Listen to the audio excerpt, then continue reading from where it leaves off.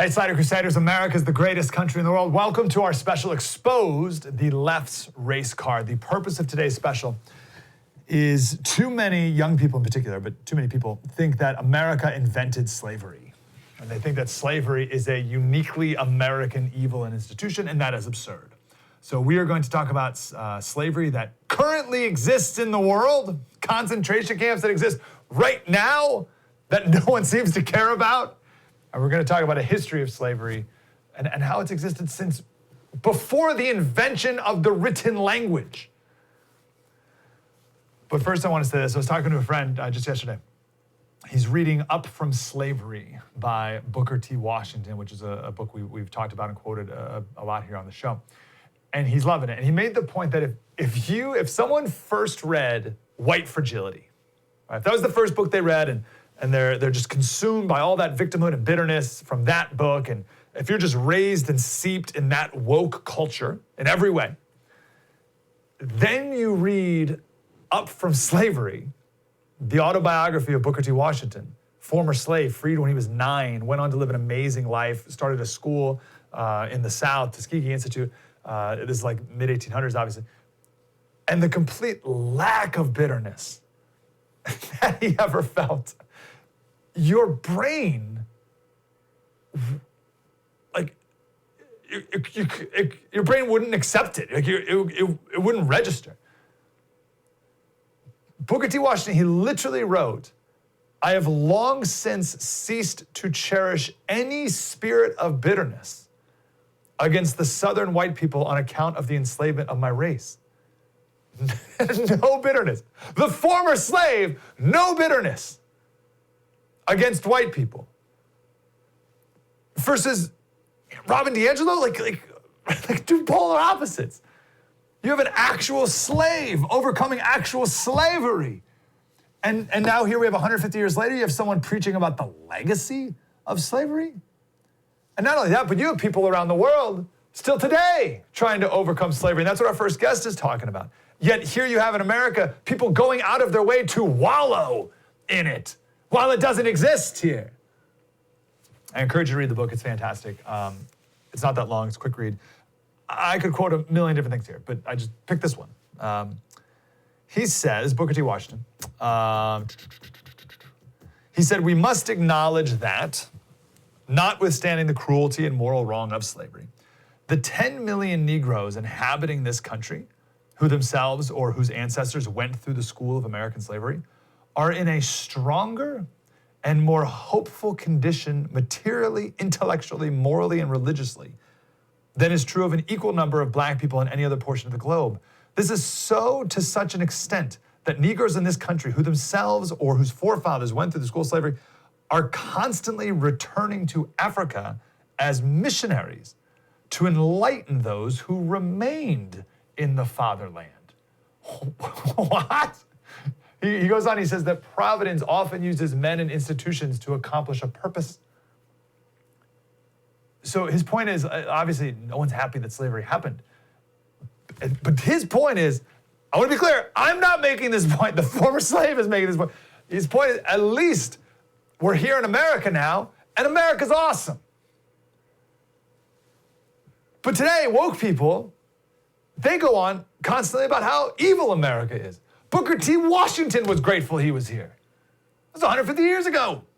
You think it's gotten worse? Let me wrap up with another story. I love this story. Josiah Henson, there's a book called New Dawn. It's a book about this guy, Josiah Henson. He was a slave.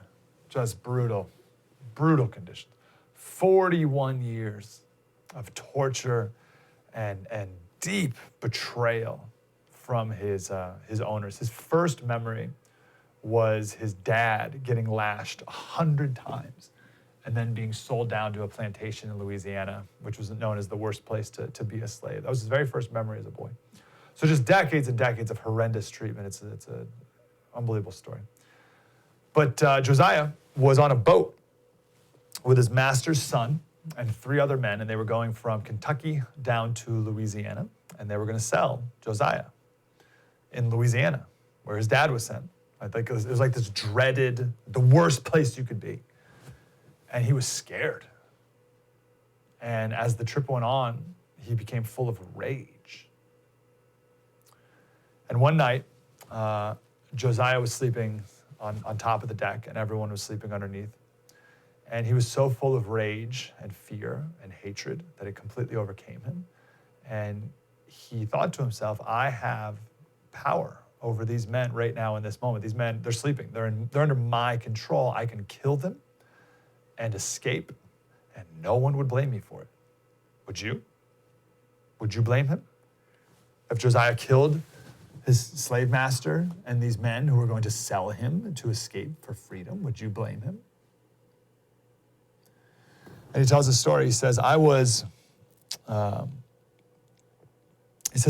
on the deck. Mr. Amos, it's his master's son, and the hands were all asleep below, and I crept down noiselessly. I've read this so many times, I remember. I've crept down noiselessly, got hold of an axe, entered the cabin, and looking by the aid of the dim light there for my victims, my eye fell upon Mr. Amos, who was nearest to me. And my hand slid down the axe handle, and I raised it to strike the fatal blow, when suddenly the thought came to me. What? Commit murder? And you? A Christian? He says, I've not called it murder before. It was self-defense. It was preventing others from murdering me. It was justifiable. It was even praiseworthy. But now all at once, now at once the truth burst upon me that it was a crime. And I was about to lose the fruit of all my self-improvement, the character I had acquired, the peace of mind which had never deserted me.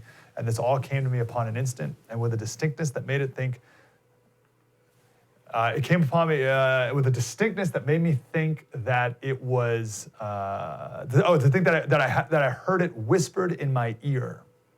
And I believe I even turned my head to listen. I shrunk back, laid down my axe, crept up on the deck again, and thanked God, as I've done every day since, that I have not committed murder. He decided, think about like the visual, like he has the axe over, he's ready to do it, and he hears it. It's so clear in his ear that he turns. He decided it was better to live a slave with a clear conscience and a Christian's hope, rather than a free man knowing what he did. How many people today live in freedom and don't even have that level of character? Josiah Henson, he lived, escaped, became, the men who he was going to kill, they got sick, and they begged to turn around, and Josiah helped them turn the boat around and went back to Kentucky. And then he escaped and became the inspiration for Uncle Tom's Cabin, which then sparked the Civil War, and it was our war. It was the only war ever fought in the world to end the enslavement of a minority race, sparked by Josiah Henson. Wouldn't happen if he killed those men. It's just one of many stories. I'm gonna take a break. Let's come back. I wanna get to our guests. We're gonna share, throughout the show here, we're gonna have a more complete story of slavery. We'll start off with what's going on in Africa today. We don't have to go back 150 years. We'll talk about it today. That's next. Mike Slater, spread the word.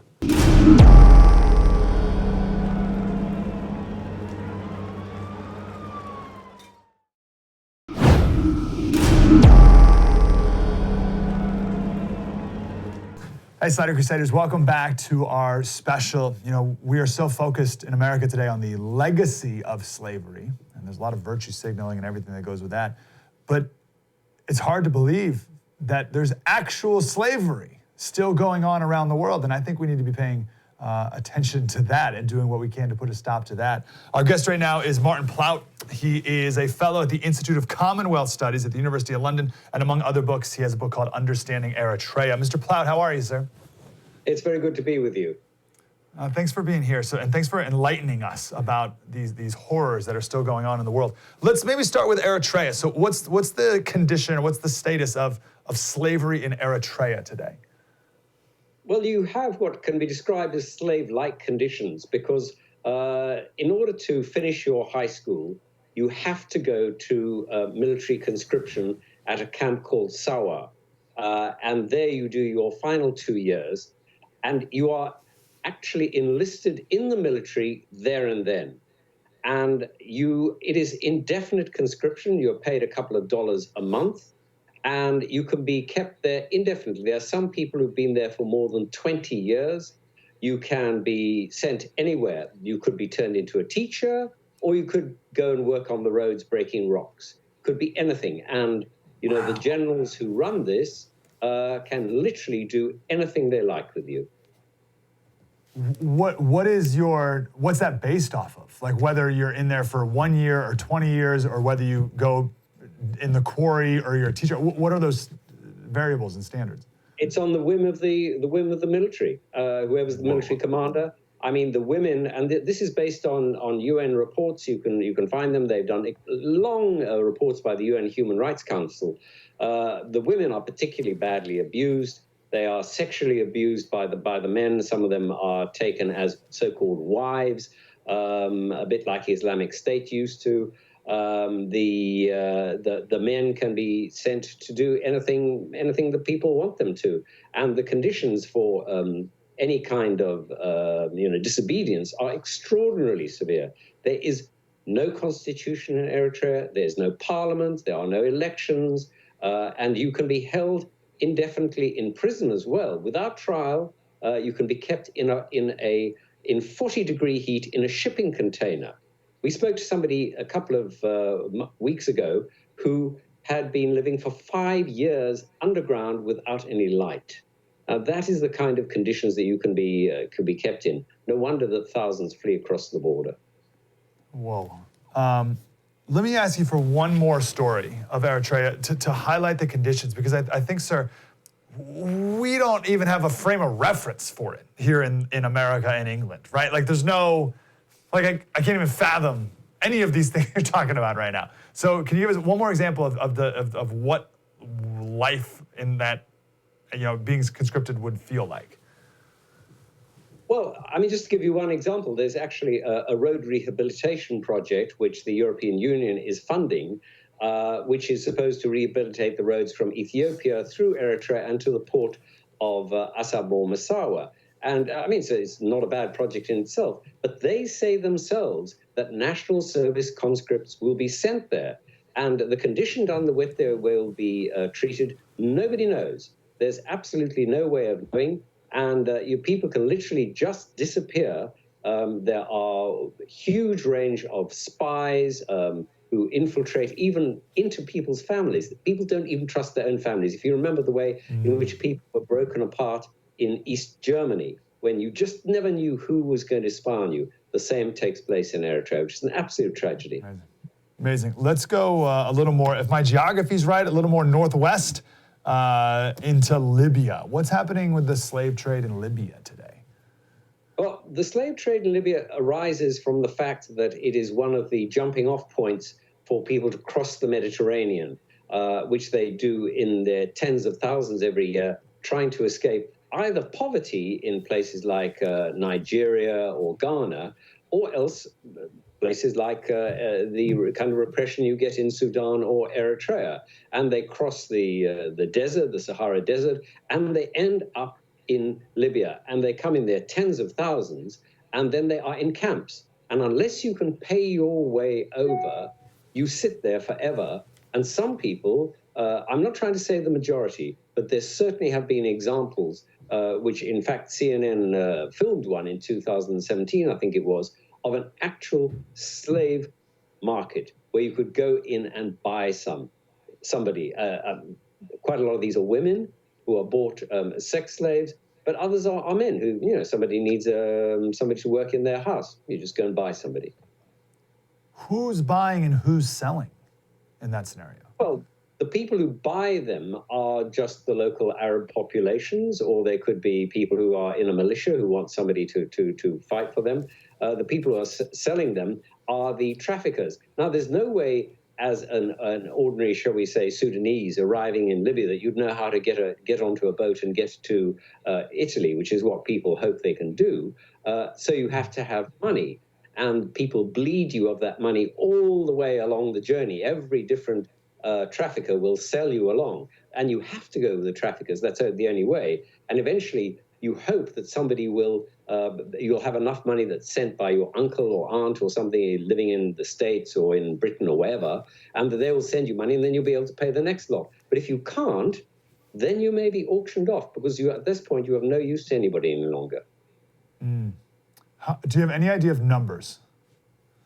You know, the numbers fluctuate enormously. They were in their tens of thousands, but because it's become so much more difficult to get across that ocean, because also the Italians now do everything to stop people rescuing boats at sea. And these are very ramshackle boats. They tend to sink. So that they won't even allow the boats to land any longer, or they're hugely discouraged. And so, you know, I can't tell you the exact numbers at the moment, but it is tens of thousands of people that are trapped in these conditions. There is one thing that also used to happen, particularly actually for people who were trafficked in the Negev desert. They'd be captured by Bedouin. And this is, when I worked for the BBC, this was the worst interview I have ever conducted. They used to take people, and in order to extract money from them, by speaking to their aunts or uncles or whoever it was, the family members in the rest of the world, they would burn plastic bags and drip it onto the backs of the people involved. Women, they would rape them while they were actually on air. And I have interviewed somebody when I worked for the BBC, because I was with the BBC for nearly 30 years, who was having molten plastic dropped onto his back, screaming as I was interviewing him. And of course, I could do nothing for him. Oh, man. And why were they doing that? What was their purpose for doing money? That? They just wanted money. I mean, imagine if your sister was having treated like that, you would do anything in your power to get the money to them. And that's what they did. And, you know, they can ask, you know, $5,000, $10,000, anything, because, you know, people are so desperate. So I'm afraid situations are pretty terrible in some places. And there are at least 5 countries in Africa where there is modern day slavery right now. Mauritania is one, Mali, Niger. It's not good. We only have a few minutes. I would want to ask you about the institutions or the lack of institutions in these places, but let's go a little different direction. What about the morality or lack thereof, or moral codes that exist in these countries that, or don't exist, that allow this to continue socially? Can you speak to that for a minute? Well, I think one of the great difficulties that we look at slavery, and rightly so, upon the terrible legacy of transatlantic slavery, but we often ignore the fact that slavery in Africa was, of course, first an African institution. The first indications of slavery are on the cataracts in the Nile, where there are etchings which show, you know, a couple of thousand years ago that Sudanese slaves were taken up to Egypt. Another huge wave of people were taken from Ethiopia into places like Saudi Arabia and on into India. So there is a long tradition of enslavement of people. Often they were by Arabs, of Africans. And, you know, the first cities that existed in the trans-Sahara trade were cities at which gold was traded, ivory was traded, and people were traded. So I'm afraid, you know, there's a long tradition of this, and it has not been eradicated. It's certainly, of course, been reduced. In most countries, it's illegal, but that doesn't stop it happening. Yeah, what do you think would need to be introduced into the people's hearts and souls in order for the institutions to then change? Does that make sense? I'm sorry, I've long since given up on appealing to souls. You know, let us not forget the concentration camps in Germany were in a country which had some of the highest education and the greatest levels of culture in the world. I have nothing to say on that. I do apologize for this. It's not something I can... That is the answer. Let me ask you this. I've heard that people make the claim that the America's brand of slavery was worse because there was a racial aspect to it. It was the white people enslaving black people.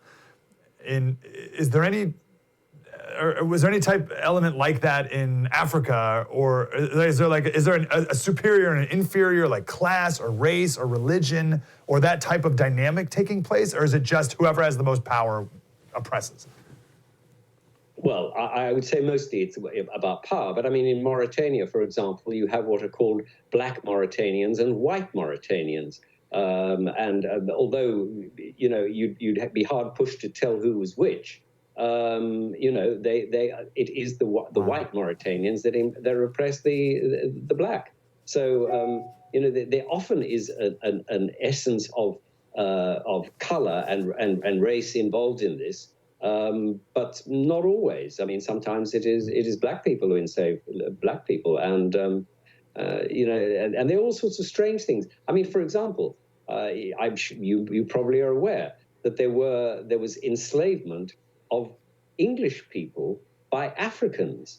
There were 700 raids by what were called Barbary pirates along the Devon and Cornish coasts. They took something like 10,000 people over a period of maybe 100, 150 years. Now, that certainly happened. That's nothing like the scale of the transatlantic slavery. And, none of this excuses what happened in the transatlantic slavery. But one has to see this is a really complex story. It isn't the simple narrative that people like to make of it.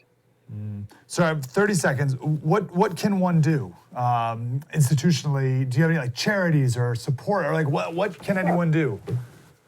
Well, there are still organizations like Anti-Slavery International, which works very hard to work on these, and other organizations like the IMO, the International Organization for Migration.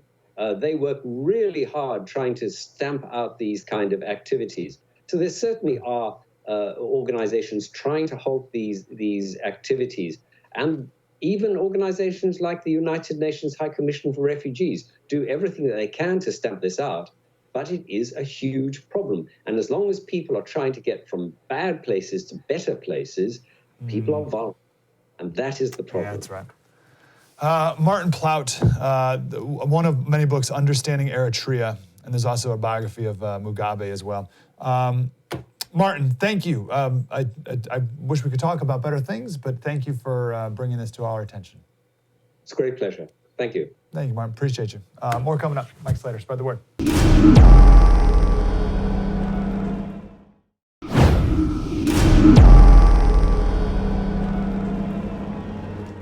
Hi, Slater Crusaders. Welcome back to our special Exposed the Left's Race card. Everyone today in America is so obsessed with the legacy of slavery and the effects of slavery from 150 plus years ago. There's slavery around the world today, right now. I want to talk with Salih Hudayar. He is the elected Prime Minister of East Turkestan, the government in exile, and we'll explain what all that means in just a second here. Salih, how are you, brother? Doing well. How are you doing? Really good to talk to you. So here's what I know about the Uyghurs, all right? And please fill in the holes here. Muslim, Central Asia, so just west of China, and the Chinese are enslaving the Uyghurs. That's all I got. What else do we need to know about the Uyghur people? So the Uyghurs are an ancient Turkic people that have been living in East Turkestan, what China calls Xinjiang, or the New Territory. In 1949, China invaded and occupied East Turkestan, and in 1950, they invaded and occupied Tibet. Since the past 7 decades, China has been effectively colonizing East Turkestan and to an extent Tibet as well. And over the past several years, the Chinese government has locked up, according to the U.S. Department of Defense, some 3 million Uyghurs and other Turkic peoples in concentration camps.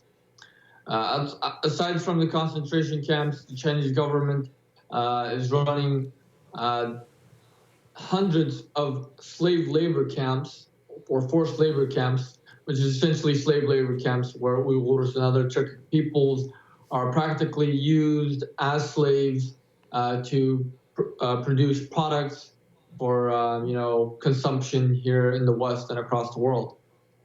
Wow. Okay. All right. I have a ton to do here. So I'm looking at a map. So Western China, if you keep going west, you got, what is this, Kyrgyzstan and Tajikistan and Kazakhstan. So Turkestan is sort of southern Kazakhstan. So China wants to take over all of these stands. They want to take over all these countries. You mentioned they call it the new territory. So whose countries are these right now? So no. So East Turkestan is the far northwestern part of what is now today known as China. And on the maps, it's referred to by China as Xinjiang, or the XUAR, the Xinjiang Uyghur Autonomous Region. It's the home of Uyghurs and other Turkic peoples. But up until 1949, it was an independent country. And that's when China invaded and took it over and renamed it to Xinjiang, meaning the new territory. Why do they hate the Uyghurs? Do they hate you guys because you're Muslim, or do they hate you just because of your land? They want your territory. What's their main driving force? So their main driving force is China is a colonial power. Many might not believe it, but it's an imperialistic power that stretches far beyond its traditional boundaries, and has invaded and occupied East Turkestan and Tibet. East Turkestan is very strategic to China's development.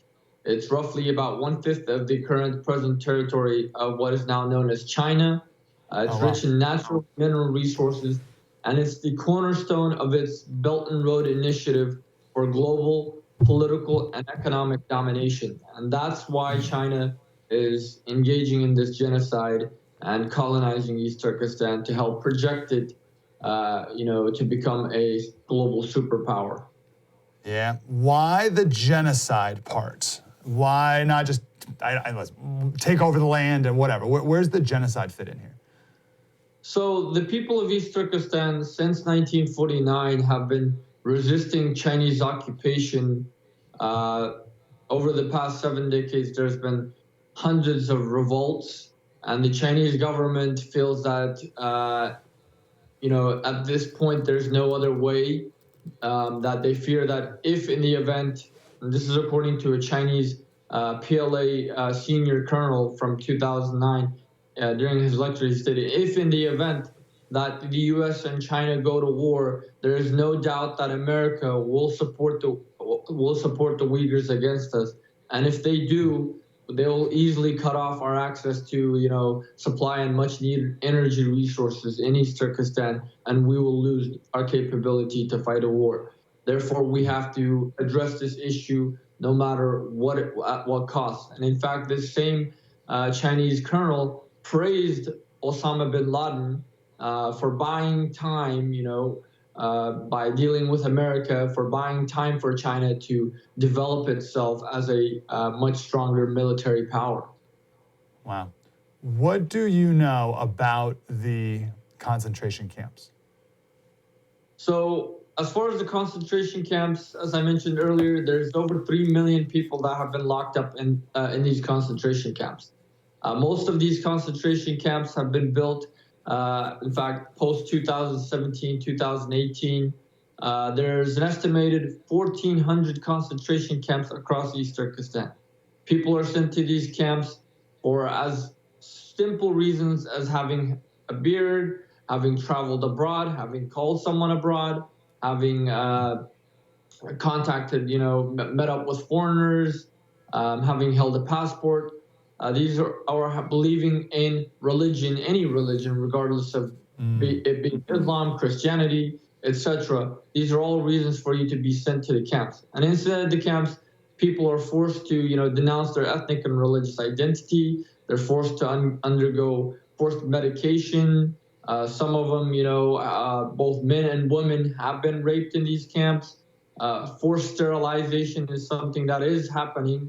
And that is, leaked documents also showed, leaked Chinese government also showed that this is a policy of China to ensure that our population doesn't grow in the future by forcibly sterilizing both our men and women.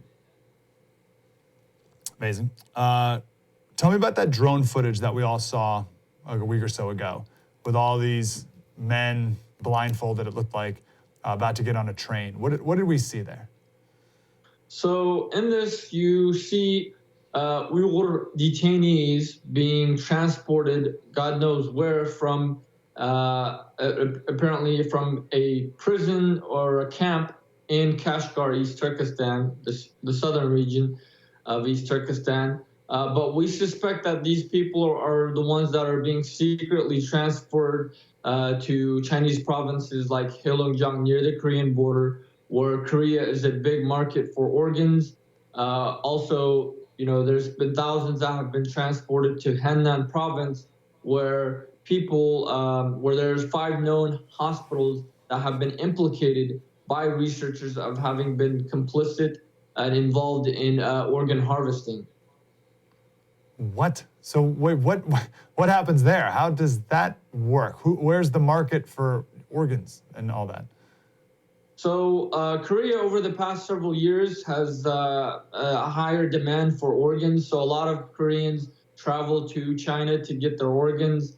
Henan is previously the Chinese government would only harvest the organs of political prisoners like the Falun Gong, like the Uyghurs that they executed. However, in recent years, there has been a much more demand for organs, and a lot of people have been flocking to China to obtain these organs. So the Chinese government is pretty much using Uyghurs, killing them, and selling their organs. In fact, their organs are being sold to wealthy Muslims across the world, especially from the Middle East, as halal organs, meaning that these people, they had a strict dietary, they followed a strict dietary, conditions where they didn't eat pork, they didn't drink alcohol, and stuff like that. Jeez. What is life like in this territory now, in East Turkestan, the new territory? What's just day-to-day normal life? Is it one of terror and fear, or is it kind of like just like a slower, like you just know you don't live in freedom, but you kind of go about your life, or what's it like? It's a day in constant surveillance, constant fear.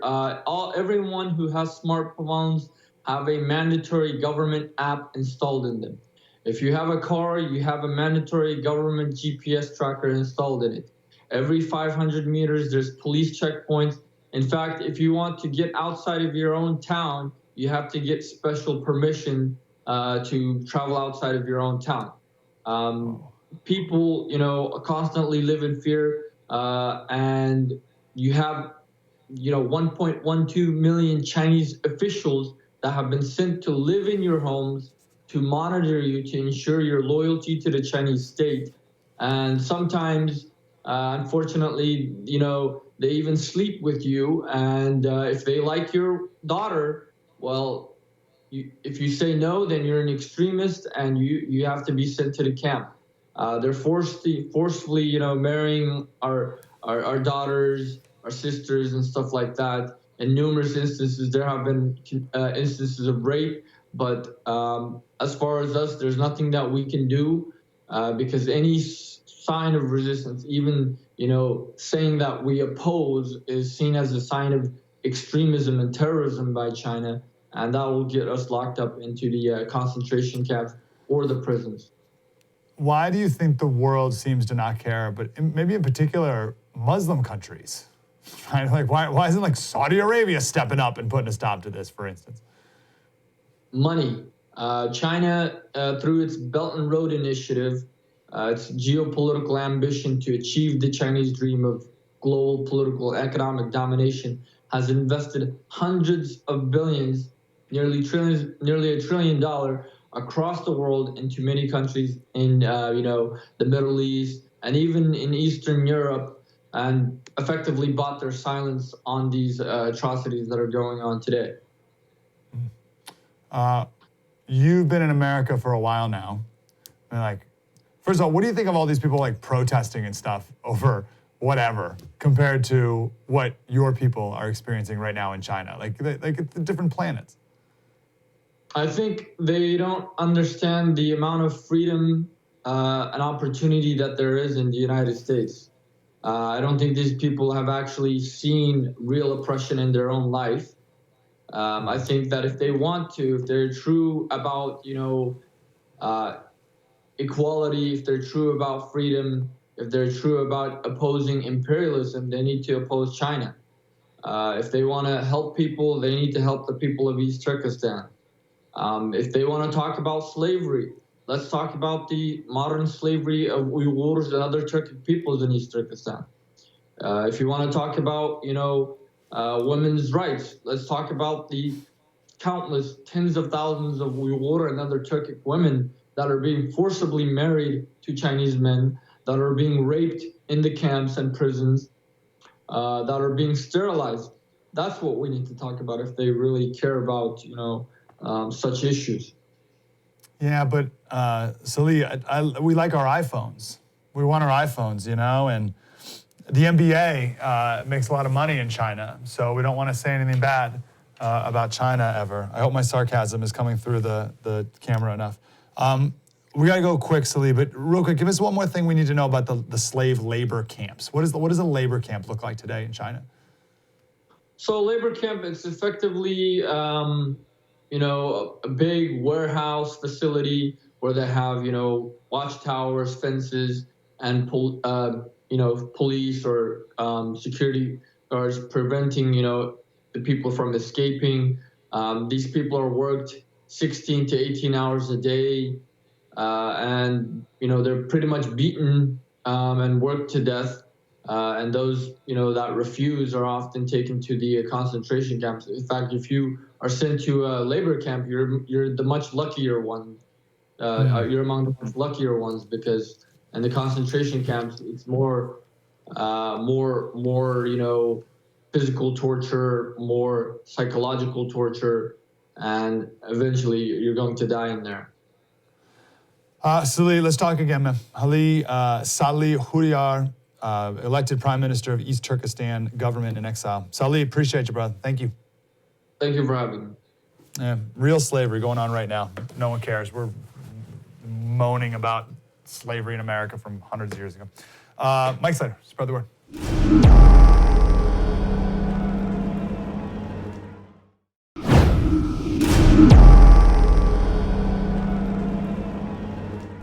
Hey, Slater Crusaders, welcome back to our special Expose the Left's Race Card. Geez, what a special so far. Let's bring it to today, bring it to America, right? We've been in Eritrea, we've been in Libya, we've been in Turkestan and in Western China. Let's come to America. Patrice Lee Onwuka is a fellow at the Independent Women's Forum and also a fellow at the Steamboat Institute. Patrice, how are you today? I'm doing great. How are you? Amazing, and super grateful that we live in America, right? I mean, spending this time around the world, I think it's hopefully eye-opening for everyone. Let's bring it here. Like, is America a uniquely racist place? Are we racist? Are we a uniquely racist place? We are not a uniquely racist place, and we are not a racist nation. Racism exists, and we should acknowledge that. But it is not such a place where a person like me, who's both a Black woman, but also an immigrant, I came here when I was very small, could go through the system, could be educated and become, what I'm doing, what I have become today, and do what I do. What unfortunately the narrative that the left has woven so masterfully is that because of slavery being a part of our early history, that suddenly every institution, from our founding documents forward, has racism embedded in it and undermines the opportunity for Blacks. Well, certainly we've seen from Jim Crow forward, even slavery, obviously, that Blacks have been held down through laws, through systems, but a lot of that has been repealed and peeled back. Now, the question is, why can't Blacks get ahead? Well, it's not so much necessarily about specific laws as much as I think that there are, unfortunately, policies that hold people back, whether by, encouraging dependency or by just making opportunity more difficult. But when we go back through history, we can see from the start of world history, Mesopotamian societies to the ancient Greeks and Roman societies, we have seen slavery. It is not new and it is not unique. I want to get to all those systems and the systemic racism that you talked about, but real quick, just about your family. Why did they come here, and what does your family say about being in America now? Oh my gosh, we came here over 30 years ago from the small Caribbean island, which is still owned by the British government. It's a colony. My parents came because they wanted opportunity for me and my siblings. And we made great sacrifices, leaving kind of an island paradise to move to inner city Boston, drug needles, gang violence, the whole 9 yards in my neighborhood.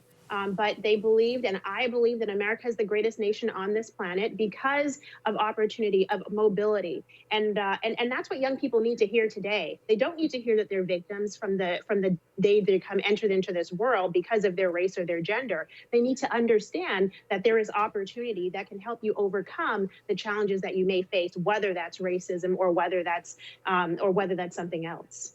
That's interesting, Patrice, because the way you pictured that, like, and the way I'm picturing, is you're right. It's almost worse, right? Like, you left the island paradise to inner city Boston. Like, that sounds like a downgrade. That sounds like you made the wrong call. Honestly, it was. I mean, a good middle class lifestyle in an island an island oasis. But there was an opportunity for young people, and if you didn't have connections, if you weren't wealthy, your family wasn't going to be. Your kids weren't be able to go to college. And my parents wanted more, so they traded that lifestyle for uncertainty and everything else that we experienced here. But it's been worth it, and I want other people to see that. Yeah. Let's talk about the systemic part. Yes. What does it even mean, right? Like, no one knows, right? But what are we talking about? Well, this is fantastic because just yesterday, Dr. Condoleezza Rice, she talked to Aspen Institute. They had some sort of online festival, and they asked her about systemic racism. And she said, well, please explain, what do you mean by that? Do you mean that every institution in our nation is racist? Or do you mean that, sometimes young Black kids can go through life and face challenges and obstacles? Those are two different things. We're talking about opportunity of whether you have access to opportunity or whether you're expecting everyone to have the same outcome.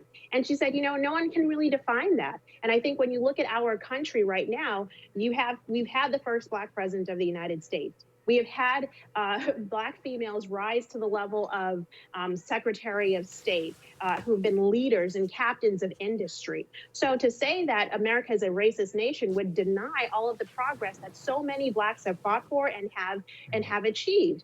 And let's not forget here, this is not a nation where we have Jim Crow laws in place anymore. It's not the case here where even a Black woman and a white man can't get married. A lot of those things have been peeled back, thankfully, over time, over generations. What we do have today, I think, are policies, unfortunately, that encourage dependency, that encourage a young single mother coming from an inner city to cut back, to instead of looking for opportunities, to stay in programs and unfortunately keep her dependent, even if she wants to be an entrepreneur.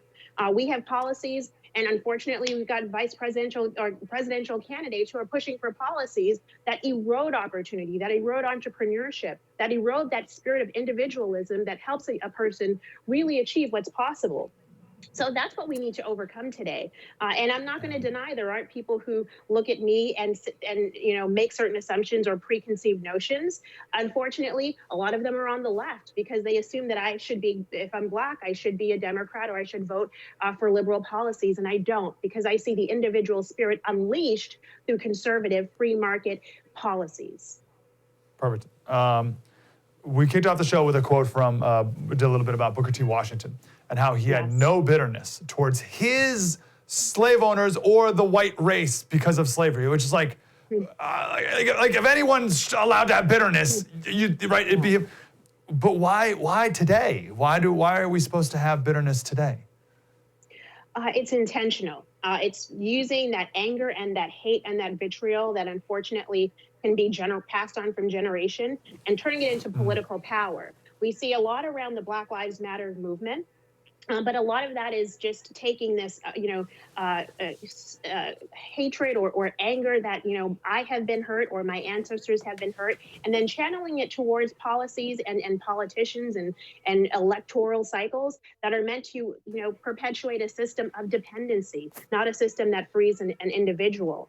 I brought up the 1619 Project. Folks might have heard about it. It's overtaking our American education system, rewriting history to say that everything is racist in America because because of slavery, it's intentional, because when you start to see that in the minds of young people, that everything is racist, then they can't believe that they can overcome those challenges. And they look at our capitalist system as being entirely racist, when it's capitalism, not socialism, not any of those other economic forms of economic systems that allow individuals to prosper. So, you know, I like Booker T. Washington. I like what he said, and I like even what some of our civil rights leaders in the 60s held on to, which is that I'm going to choose love based on my faith, based on my belief in humanity over hatred. And I'm not going to use it and twist it for political motives. Unfortunately, today's political leaders and social justice leaders are doing the opposite.